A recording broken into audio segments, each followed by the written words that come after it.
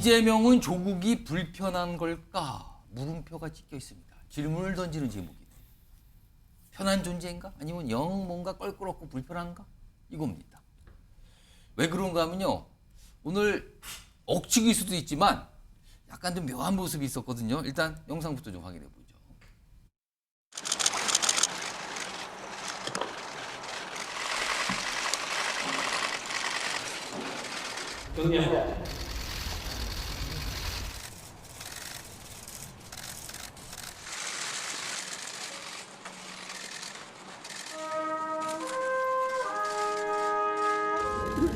김영욱 씨, 조국혁신당 조국 대표가 이곳에 와 계시기도 한데요. 아, 그래요? 네, 서로 이렇게.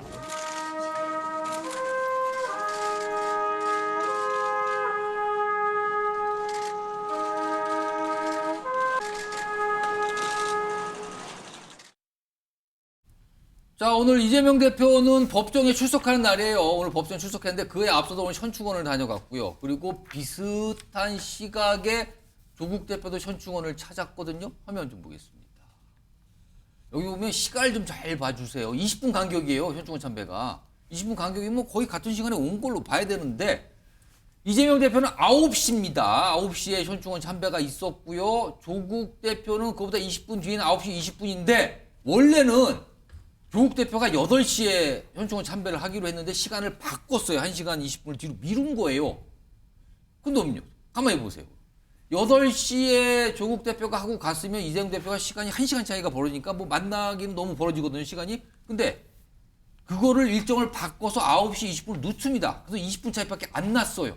그럼 많은 분들이 아침에 기자들이 취재로 같이 갔는데 이재명 대표 보고 20분 뒤에 조국 대표 오는데 뭐 만나시는 거 아닙니까? 라고 다들 예상을 했어요. 근데 안 만났습니다. 그냥 바로 법원으로 간 것 같아요. 물론 오늘 법원 뭐 예정이 있지만 법원 시간 갈 거는 충분히 확보가 됐거든요. 근데 안 만나고 간 겁니다. 윤기찬 부위원장. 만나려면 만날 수도 있는 시간이 충분히 있었어요. 이거 못 만난 겁니까? 안 만난 겁니까? 피한 겁니까? 뭐로 봐야 됩니까? 애써 만날 필요는 없었다고 생각한 거죠. 뭐 만나는 시간이 앞으로 있겠지만 어쨌든 그 만나는 한 컷에 또 여러 가지 또 해석이 보태지잖아요. 근데 조국 대표는 8시를 9시 20분으로 뒤로 미룬 걸 봐서는 뭔가 좀 의식한 거 아닐까요? 그러니까 저는 개인적으로 조국 대표 입장에서는 당의 위상 확립 전까지는 이재명 대표와 그렇게 친근한 모습을 지지자분들께 보여주길 원하지 않을 거예요. 왜냐하면 입법 과정에서도 이재명 민주당 대표가 원하는 입법의 정도와 조국 대표가 원하는 입법의 정도가 달라 보이거든요.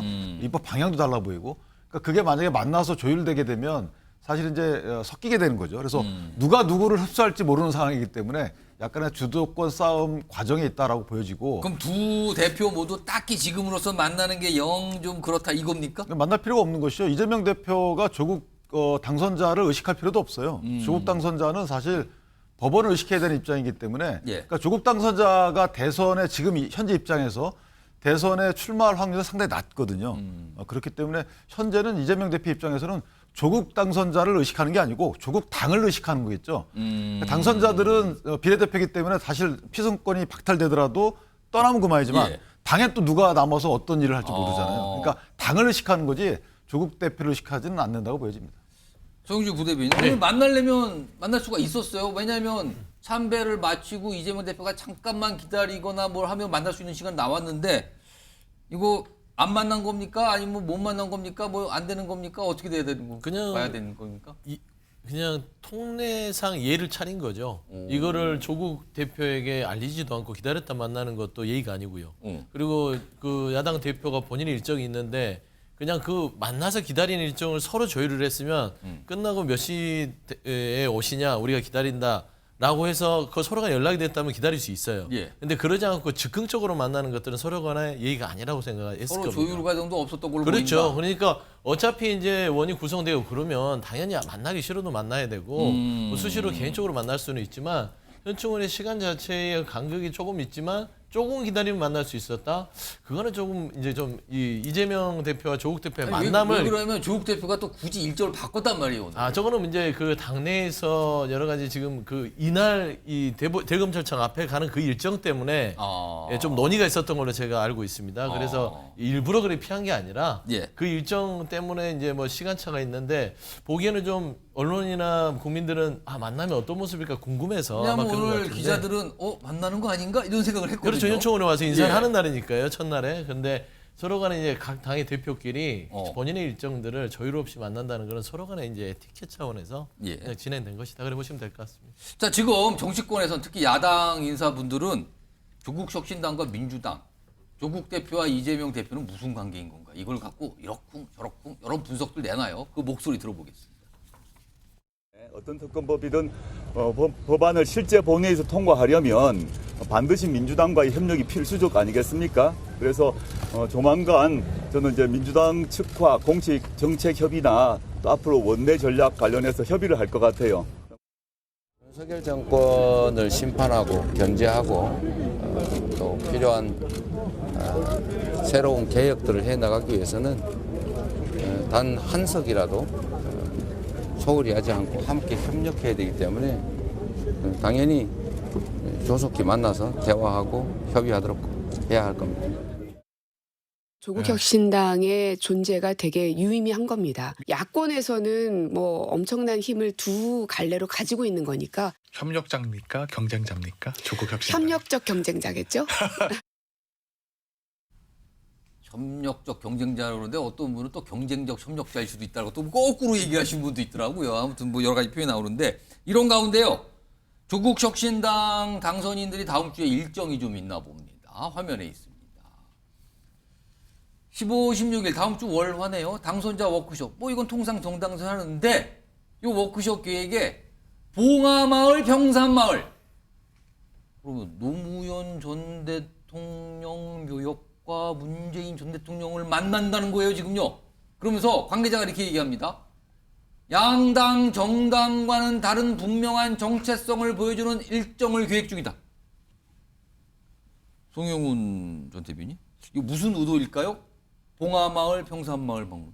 지금 조국 대표는 정상적으로 대법원 재판이 진행이 된다면 한 4, 5개월 정도 안에는 판결이 확정되는 그런 상황으로 봐야 됩니다. 그러면은 조국 대표가 만약 유죄 판결이 그대로 확정돼서 이제 수감이 되면 조국 혁신당은 붕어빵 같은 존재가 되는 거죠. 붕어빵에 붕어가 없지 않습니까? 조국 혁신당에 조국 대표가 없는 거예요. 그럼 그 전에 뭔가 구심점을 미리 만들어두고 정체성을 확립을 해놔야 될 겁니다. 아마도 그런 차원에서 지금 평산마을, 봉하마을 방문을 해서 그러니까 여기가 친노 친문의 구심점이다. 그렇게 해서 이재명 대표의 그 친명을 위시한 민주당과의 어떤 정체성을 차별화해 두려는 그런 시도가 아닌가 보여집니다. 그리고 이런 부분들이 아마 이재명 대표로서는 굉장히 마음이 불편할 거예요. 왜냐면은 이번 그 총선 결과에서요. 잘 보시면은 광주, 전남, 전북, 부산, 세종에서 민주당이 조국혁신당보다 그 민주연합이죠. 더불어민주연합. 비례정당 득표를 말씀하시는 그렇습니다. 거네요. 비례정당 득표율에서 뒤쳐졌거든요. 특히나 광주, 전남, 전북에서 더불어민주연합이 조국혁신당에 졌다는 거는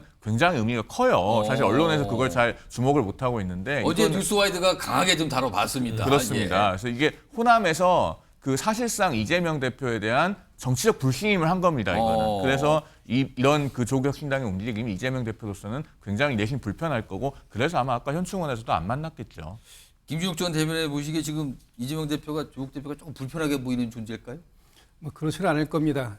이미 이 정당의 사이즈가 워낙 차이가 나기 때문에 그렇죠. 그렇지는 그건 뭐 않을 비교하기가 거고요. 어렵죠. 그러니까 선거 전에는 아마 상생 관계로 이렇게 그 얘기를 할 수 있을 것 같아요. 그 얘기했지 않습니까? 지민 비조라고 해서 서로 그 상생 관계를 갔었다면 선거 후에는 완전히 이제 다른 정당이기 때문에 정체성을 좀 확립해야 되고 그래서 협력적 경쟁 관계다 이런 표현들이 나오는 것 같아요.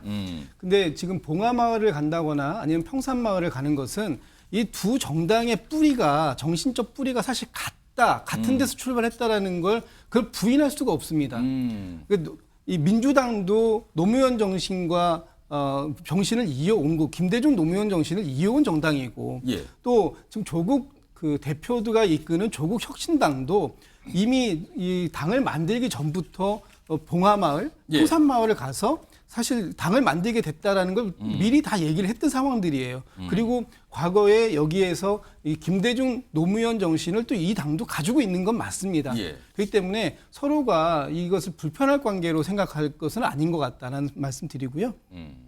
지금 이 두 관계가 앞으로 어떻게 전개될지는 예. 잘 모르겠습니다만 상당히 그래도 협력적 관계가 생기지 않을까 이렇게 기대를 해보고 있습니다. 알겠습니다.